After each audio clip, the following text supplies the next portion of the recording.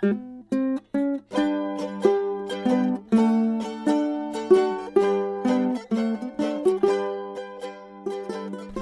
to Just Say This, the place to get all the help you need for the birds and bees talks. I'm your host, Amy Lang. Just a quick reminder, this show is for grown-ups because I'll be swearing. There'll be lots of swears, and then I'll also be talking about grown-up sex. I can guarantee that your kids do not want to listen to this, and they really don't want to listen to it with you. You've been warned. Do you have a question for me? Please give me a call. The phone number is 206-926-1522, 206-926-1522, and I will answer on the show.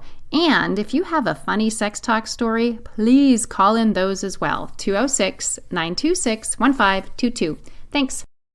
Oh boy, there's terrible stuff going on in the world right now. I don't need to tell you that.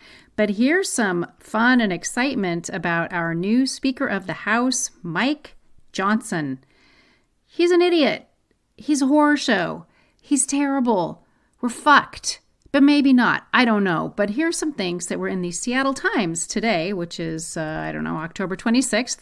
And if you don't subscribe to your local newspaper, please do. Just get the online version. You don't have to have the paper delivered to your front door like we do because someone at my house has to read the paper. Anyway, they need us. Independent journalism. Yes, please. Partially because you get to learn things like this first thing in the morning. So let's start with the gay stuff. This idiot, he's such an idiot. So, of course, he's opposed to everything LGBTQ, and in particular, this is in 2004, so maybe he's evolved, but I fucking doubt it.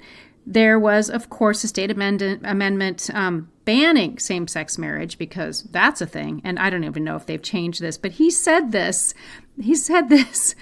Writing in 2004 in support of a state amendment banning same-sex marriage, he asserted that without it, quote, there will be no legal basis to deny a bisexual the right to marry a partner of each sex, or, wait for it, a person to marry his pet. Oh my God. The bisexual thing. Oh my God. Sorry, I'm shrieky now. Dumb, right? Because you can't marry two people. And then the pet thing, one of the things he likes to do is equate homosexuality with bestiality because, that's how that works. So there's that. Anyway, I just feel like this is high entertainment value. That was in 2004. Maybe things have changed for him. But let's get to the abortion total nonsense, which is how we're going to end up with what I'm going to be talking about in just a minute. So, once upon a time, it was last year actually, during a Capitol Hill committee hearing, he asked one of the witnesses, who's a doctor, do you support the right of a woman who is just seconds away from birthing a healthy child to have an abortion? And of course the witness is like, that's not a thing. That's not a thing. I mean, and she said, that doesn't happen. And he said, never happened in your practice, ma'am, but it happens.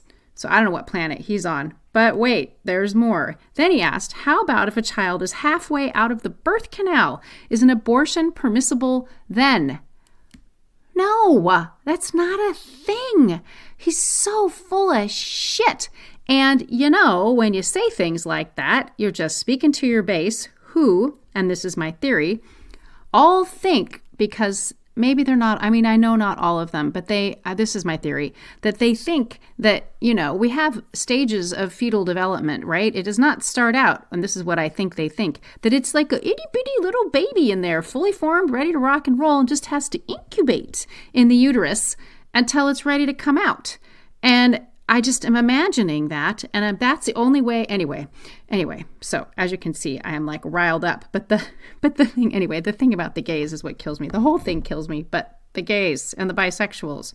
All right.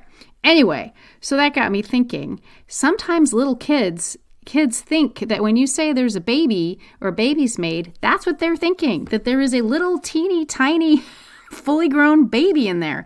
And so I thought it would be a good idea to ask you all and to remind you all and to provide you with some information and some pictures that show fetal development. In the show notes, there's a nice little graphic, and there's also a link to actual words that describe the fetal development. And in all of the books I love, they're always talking about the stages of conception and fetal development and embryos and all that. So I just thought I'd give you a brief reminder, since, we forget, of how this whole thing works. So first things first, there's something called the germinal stage, and that's basically when at conception, right? The sperm fertilizes the egg, and eventually they make that little trek down the fallopian tube and implant on the uterine wall. That's the first thing that happens. That little thing is called a blastocyst. Anyway, next up, that baby turns into an embryo. The embryo is just the pre-development. Little teeny tiny things are happening. The organs are kind of coming together. The brain starts developing, the head, eyes, mouth, they all start to form. And the embryo does have a heart, and it starts to develop and beat at that point. Then the fetal stage is basically the rest of it. That starts, I think, at about 12, I don't remember, 10 or 12 weeks. And then the rest. So make sure your kids know that it is a process. It's not a magical tiny baby, shows up. And talk about all the other things that happen with pregnancy and all the different ways you can get pregnant and the different ways people have birth. And if you're one of those people who had a cesarean and has not managed to say the usual ways the baby comes out of the vagina, I'm going to strongly encourage you to do that. Anywho, that was just a super brief description of that. And for those of you with older kids and you've been having the conversation, it's time to have it again, because you also need to have it in the realm of abortion and talk about when people terminate pregnancies, here are the reasons why, and here's when it happens. The vast majority of terminations are before 10 weeks. And anyway, so this whole situation with this guy is exhausting. And again, just hilarious and terrible and all the things. So if you're not a voter, please vote. I don't care if you're holding your nose and voting, but if you don't vote because you can't quite stand either of them, and you're not down for the lesser of two evils. I just had a conversation with somebody I really like about this, and they said they can't even stand to vote for the lesser of two evils.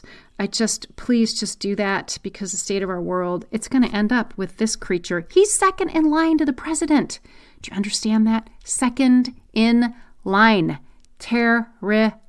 Can you imagine if he's in charge? It'll be worse than, I don't know. Nothing could be worse than Trump. All right. I'm just ranty. I'm not answering any questions. I just, you heard me. Make sure people know that it's not a teeny tiny baby in there, and hang in there with everything. I know it's not a beautiful time in our lives, but I hope you're taking care of yourselves and the folks around you and your kiddos.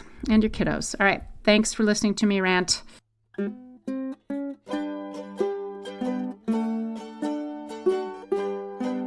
That's it for this week. Thanks to everyone who's been calling in. The number's 206-926-1522, so please leave me a message if you have a question or a tale from the trenches. And thank you to Melanie Smith, my producer, and to Rolf, who wrote the Birds and Bees and Kids theme song.